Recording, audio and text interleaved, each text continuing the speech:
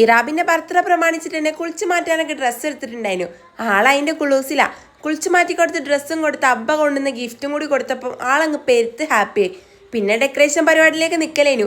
Balloon വീർപ്പിക്കാൻ വേണ്ടി എന്നെ help ചെയ്യാമെന്ന് പറഞ്ഞിട്ട് 2 കുരിപ്പുകളും കൂടി ഇവിടെ വന്നിട്ടുണ്ട്. ഇതിലിപ്പോൾ എന്നെ സഹായിക്കലും ഉപദ്രവമൊക്കെ ഉണ്ട്. അങ്ങനെ ഓരോ ഉപദ്രവത്തിൻ്റെ സൈഡിൽ കൂടി തന്നെ ഞാൻ ബാക്കിയുള്ള കാര്യങ്ങളൊക്കെ സെറ്റാക്കി.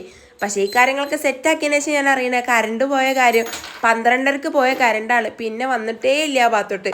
പിന്നെ ഫുഡ് കഴിച്ചിട്ട് കേക്ക് കുറിക്കാൻ വെച്ച് ഫുഡും കഴിച്ച് ഓരോ വക കളിയൊക്കെ കഴിഞ്ഞ് പിന്നെ എല്ലാവരും കൂടി അങ്ങ് പുറത്ത് അയച്ചു വിട്ടല്ലോ കോലത്തിലേനു. കൂട്ടത്തിൽ ഞാനും കൂടി പോയി ഫുട്ബോൾ അടിയോട് അളിയേനു. അങ്ങനെ അതൊക്കെ കഴിഞ്ഞ് പിന്നെ പറമ്പിലെത്തിയെന്ന് പറയാം.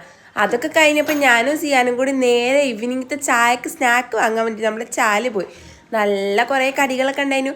അങ്ങനെ അതിൽ നിന്ന് ഓരോന്നൊക്കെ സെലക്ട് ചെയ്ത് വാങ്ങി തിന്നൊക്കെ നമ്മൾ അവിടെ നിന്ന് ഇതാക്കി. പിന്നെ തിരിച്ച് വീട്ടിലേക്ക് വരാൻ നോക്കിയപ്പോൾ നല്ല മഴ പെയ്യാനുള്ള കോളും കണ്ട്. പിന്നെ വീട്ടിലെത്തിയപ്പോഴത്തേനും അതുവരെ കറണ്ട് വന്നില്ല. 5:30 കറണ്ട് വരുമെന്ന് വെച്ചാൽ 5:30 കേക്ക് മുറി മാറ്റിയെങ്കിലും 5:30 കറണ്ട് വന്നില്ല. അവസാനം KCB വിളിച്ചു നോക്കിയപ്പോൾ പറഞ്ഞാൽ 6 മണിക്ക് കറണ്ട് വരുന്നു. അങ്ങനെ ആ പ്രതീക്ഷയിൽ 6 മണിക്ക് ഫോട്ടോ എടുപ്പും കാര്യങ്ങളൊക്കെ നടത്തി കൃത്യം 6:15 തന്നെ കറണ്ട് വന്ന്. അങ്ങനെ നമ്മൾ കേക്ക് മുറിയിലേക്കും കടന്ന് അങ്ങനെ കേക്കൊക്കെ മുറിച്ച് ആദ്യം എനിക്ക് തരാത്തതിൻ്റെ പരാതിയിലായിരുന്നു ഇറ. കാരണം ഓൾക്ക് സ്വന്തമായിട്ട് തന്നെ എടുത്ത് തൊള്ള വെക്കണം. അതിന് സമ്മതിച്ചില്ല എന്നുള്ള പരാതി അതിനോള്.